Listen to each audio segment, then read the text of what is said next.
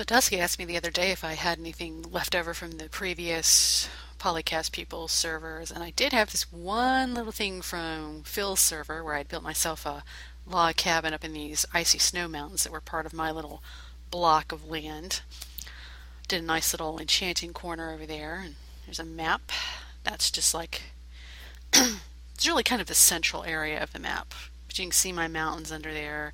It's all in a big tundra, and then I had desert and a little bit of jungle, all pretty close by, actually, which was pretty nice. I think around the corner in a second is the bigger map. Yeah, I hadn't quite like fleshed that one out, but you can see I got some regular forest up there in one corner and some plains up in the corner, which is important. It's hard to see on the map. There are actually 3 villages up there. I think I point them out here in a second. Yeah, there's one, two. The other one's up. Yeah, there we go, 3. I had actually started building my own little village area near here. I had the walls up and I'd gotten some of the buildings. I hadn't put any doors or anything yet, but I wasn't done last time he had it up. I hadn't brought in any villagers or anything like that because it was going to be a long trek, and I think this is before I knew how to properly do the gates like we have on MD's server. We can connect them and they don't have to be the 1024 apart. But I also put my little alchemy corner up here, and I love how I got these windows. Well, at least the windows were back there. A little, what's the word for them? Gables. That's going down. This is my main work area there. I started out with that much storage. Oh, you can see the bug where you couldn't have text on your signs for a while. I extended that thing later. I like my little stair wall over there with the squares. This was my little one-person size farm with, I managed to squeeze in everything, even netherwort and cactus. Just figured it was more appropriate to build an indoors one, considering it was a cold climate and the ice likes to freeze over because it's rude. And I think here in a second I went downstairs. Yeah. I have my little water drop like I like. You can also see I've got vines going down there, which generally I would start down the water and I would follow the vines. I mean, to go all the way to the bottom where I was mining. I could catch myself. An underground farm with a Technicolor sheep. I think I was worried at the time about them getting through that window. As a matter of fact, I think I had to replace that.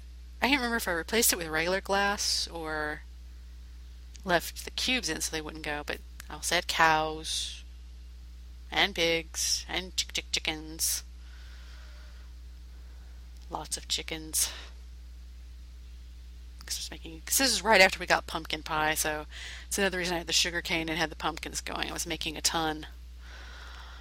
That other hallway you saw back there briefly opens up on the underside of the mountain, but it's open to the outside, which is how I managed to get all the cows and sheep and chicken and everybody down there. Now outside here in a sec you get a better look at the rest of the log cabin. And yes, I went to the trouble of growing all those trees big, just because I like big trees. Oh yeah, that mountain that's on the left-hand side is where I ended up putting the village eventually. And I'm standing close to where I ended up putting a bridge over there.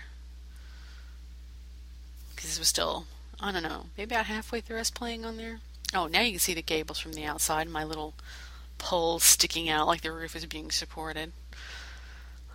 I also liked having the lanterns underneath there because that gave plenty of light just outside the house, so you were a little less likely to see creepers and their little friends say hi.